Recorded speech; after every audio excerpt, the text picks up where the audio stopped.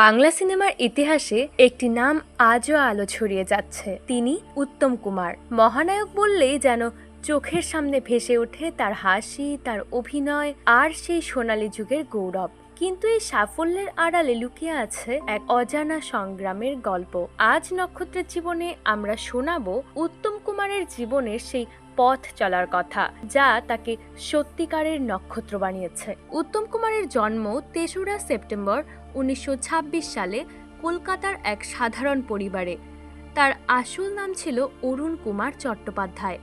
ছোটবেলা থেকেই গান, নাটক আর সিনেমার প্রতি তার অদ্ভুত টান। কিন্তু পরিবার চেয়েছিল পড়াশোনা করে একটা স্থির চাকরি করুক। তবু মনের ভিতরে লুকিয়েছিল এক স্বপ্ন, বড় পর্দায় নিজের জাদু ছড়ানোর। প্রথম দিকে জীবন সহজ ছিল না। তিনি সাউথ সুবারবান স্কুল থেকে পড়াশোনা শেষ করে কলকাতা বিশ্ববিদ্যালয় থেকে গ্র্যাজুয়েট হন। এরপর রেলওয়েতে ক্লার্কের চাকরি নিলেন। কিন্তু অফিসের টেবিলের পিছনে বসেও তার চোখে ভাসত সিনেমার পর্দা। ১৯৪৭ সালে মায়াডোর নামে একটি ছবিতে প্রথম অভিনয়ের সুযোগ পেলেও সে ছবি মুক্তি পায়নি। এরপর একের পর এক ছবি, দৃষ্টিদান, কামনা, বসু পরিবার, কিন্তু কোনোটাই বড় সাফল্য আনতে পারেনি। মানুষ তখন তাকে ডাকতে শুরু করেছিল ফ্লপ মাস্টার জেনারেল। কিন্তু এখানেই শেষ নয়, কারণ প্রকৃত নক্ষত্র কখনো হার মানে না। ১৯৫৪ সালে অগ্নিপরীক্ষা মুক্তি পেল, আর সেখানেই শুরু হলো ইতিহাস।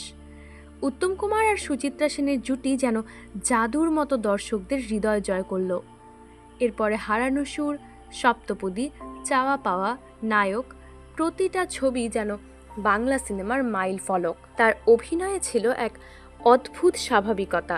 ক্যামেরার সামনে দাঁড়ালেই যেন চরিত্রটা তার ভেতর থেকে কথা বলতে শুরু করত। সাফল্যের আড়ালে ছিল ব্যক্তিগত জীবনের উত্থান পতনের গল্প। স্ত্রী গৌরীদেবীর সঙ্গে সম্পর্কের টানাপোড়েন, সুচিত্রা সেনের সঙ্গে গুজব, সব মিলিয়ে ব্যক্তিগত জীবন ছিল চ্যালেঞ্জে ভরা। কিন্তু এসবের মধ্যেও তিনি কখনো পেশাদারিত্বে ভাটা পড়তে দেননি। ৭০-এর দশকে বাংলা সিনেমা এক বড় রূপান্তরের মুখে।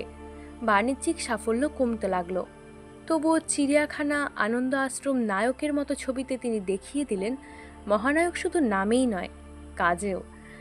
১৯৮০ সালের ২৪শে জুলাই ওগোবধূ সুন্দরী ছবির ডাবিং স্টুডিওতে তিনি হঠাৎ অসুস্থ হয়ে পড়লেন, আর সেই রাতেই হলো মহানায়কের শেষ পার্থিব যাত্রা।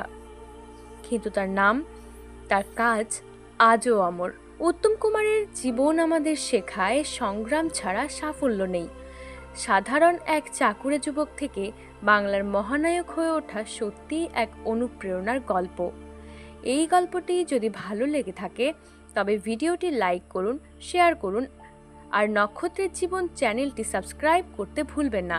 কমেন্টে লিখে জানান পরের বার কোন নক্ষত্রের গল্প শুনতে চান।